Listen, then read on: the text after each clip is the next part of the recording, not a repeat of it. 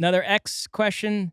Philip Henry Farrell. If you could buy any soccer club in the world, which one would you buy? Ooh.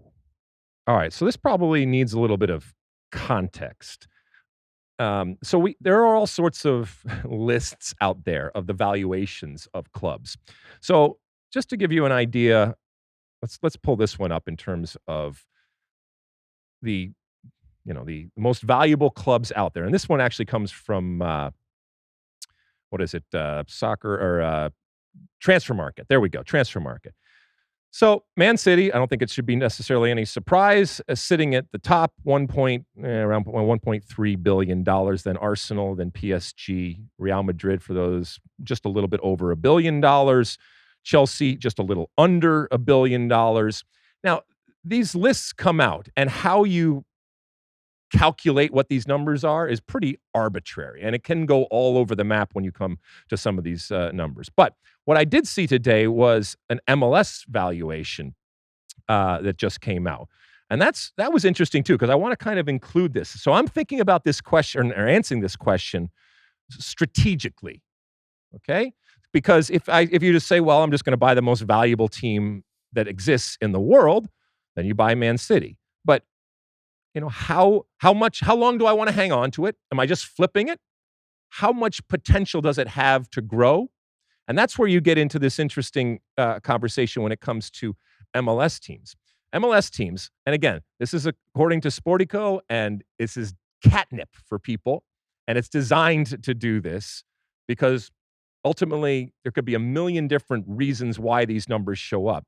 But they have 4 different teams being worth over $1 billion, including LAFC at the top with $1.1 billion, Atlanta United at around 1, Inter Miami around 1, and the Galaxy around $1 billion. But then you go into, teams like, the Portland Timbers at 715.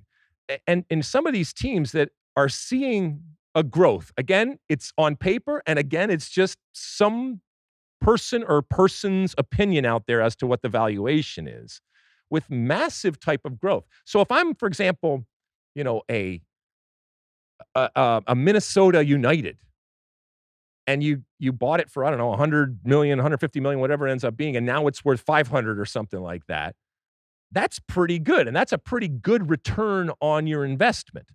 So all of this is to say is I still feel that the risk when it comes to MLS is such that if I'm spending money, it's not about my heart, it's about my head. And so I would look into something, and you mentioned it, maybe from a Italian perspective. If you go on that list of teams, AC Milan down there worth $525 million. But I think that has the potential, if we're looking at it as a stock, to grow significantly. It also has a history, and the league is continuing to grow. So I would look at something like that. What about you, Mosse? I interpreted this question a little bit differently. Oh, you did? I thought of it in terms of a place that I'd love to spend a lot of time in to see my team play. So like Venezia. Yeah, no. Sean just got in my ear and said Monaco. Stu did it right with Mallorca. Right. And yeah, if there's a team in Ibiza or Cannes, Saint-Tropez, buy some lower division team in one of those places, and you can just go there and hang out and go see your team play. Oh, I want the biggest possible return on my investment.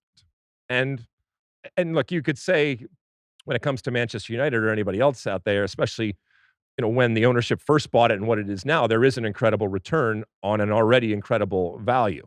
And you can also say, and this happens all the time when it comes to real estate, well, it couldn't possibly go any higher. I mean, how could you possibly think that? Well, 20 years ago, the same thing was said, and now look where it is. So maybe that's dumb, and I should just look at it and say, well, what's the most valuable club in the world? Manchester City. Buy that, and everything will be fine. But it's not always that easy. And so I'm trying to look strategically and find some diamonds in the rough out there.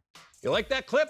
Well, my State of the Union podcast drops twice a week right here on my very own YouTube page. The only way to stay up to date is to hit that subscribe button down below. Size the day, and see you soon.